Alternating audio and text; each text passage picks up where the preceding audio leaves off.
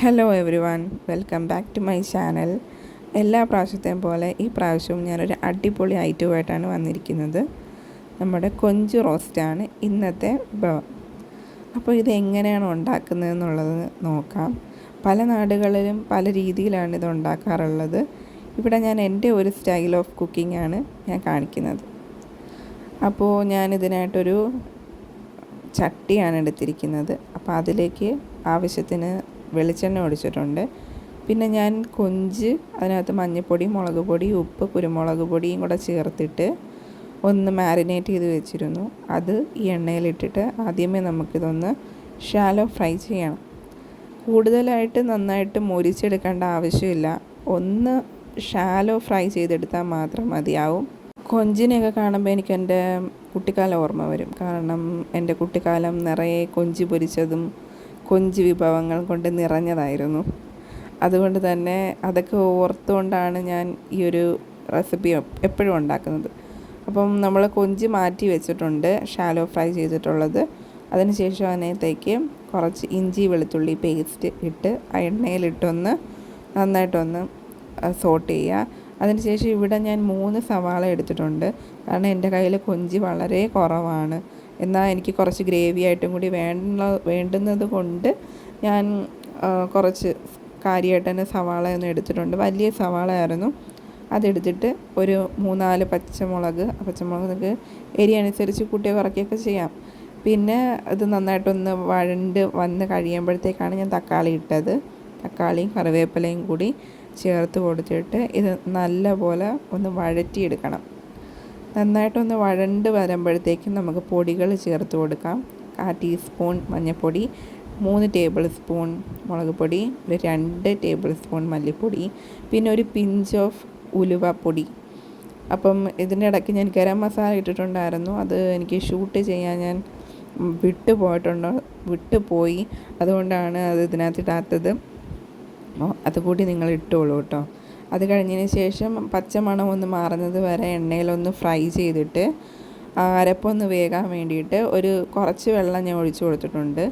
ആ വെള്ളവുമായിട്ട് അരപ്പ് നന്നായിട്ടൊന്ന് ഒരു മിക്സായി കഴിയുമ്പോഴത്തേക്കിനും നമ്മൾ ഫ്രൈ ചെയ്ത് വെച്ചിരിക്കുന്ന കൊഞ്ചിനെ എടുത്തിട്ട് ഈ ഒരു അരപ്പിൻ്റെ കൂടെ ഇട്ട് നല്ലതുപോലെ ഒന്ന് മിക്സ് ചെയ്യുക.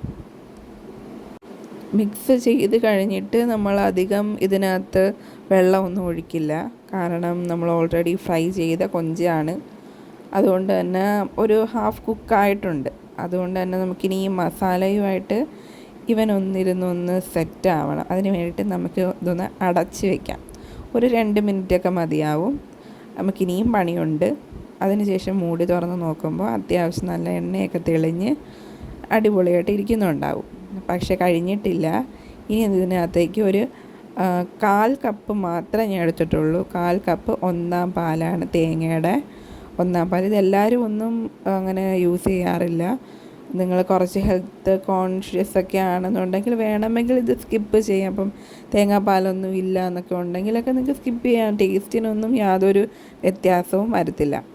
അപ്പോൾ ഇതെൻ്റെ ഒരു ഭയങ്കര ഫേവറേറ്റ് പാർട്ടാണ്. ഞാൻ കുക്കിംഗ് വളരെ എൻജോയ് ചെയ്യുന്ന ഒരു സംഭവമാണ്. അപ്പം ഇതൊക്കെയാണ് അതിൻ്റെ ഒരു ഹൈലൈറ്റുകൾ. കാരണം ഈ തേങ്ങാപ്പാൽ ഇങ്ങനെ ഒഴിക്കുമ്പോൾ അതിൻ്റെ കളറിങ്ങനെ മാറുന്നത്, പിന്നെ അതിങ്ങനെ യോജിക്കുന്നതൊക്കെ എനിക്ക് ഭയങ്കര കൗതുകം ഉണർത്തുന്ന കാഴ്ചകളാണ്.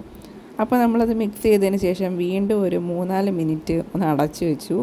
അതിന് ശേഷം തുറന്ന് നോക്കുമ്പോഴത്തേക്കും നല്ല പോലെ എണ്ണയൊക്കെ തെളിഞ്ഞിട്ടുണ്ടാവും. ഏറ്റവും അവസാനമാണ് ഞാൻ കുറച്ച് കുരുമുളക് പൊടി ഇടുന്നത്.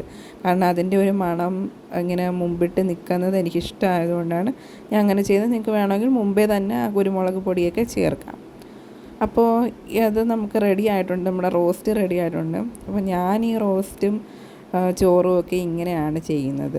അപ്പം ആ റോസ്റ്റ് എടുത്ത് മാറ്റിയിട്ട് ലാസ്റ്റ് ആ ചട്ടിക്കകത്ത് ചോറിട്ടിട്ട് നല്ലതുപോലെ അതിലിട്ട് മിക്സ് ചെയ്ത് കുറച്ച് ഉപ്പൊക്കെ ഇട്ടിട്ട് ഒന്ന് ഇങ്ങനെ ഇളക്കി റെഡിയാക്കി ഇങ്ങനെ എടുക്കും. അപ്പോൾ ഇങ്ങനെയാണ് ഞാൻ ഈ കൊഞ്ച് റോസ്റ്റും ചോറും ഒക്കെ കഴിക്കുന്നത്. അപ്പോൾ ഇതാണ് നമ്മുടെ കൊഞ്ച് റോസ്റ്റിൻ്റെ അവസ്ഥ.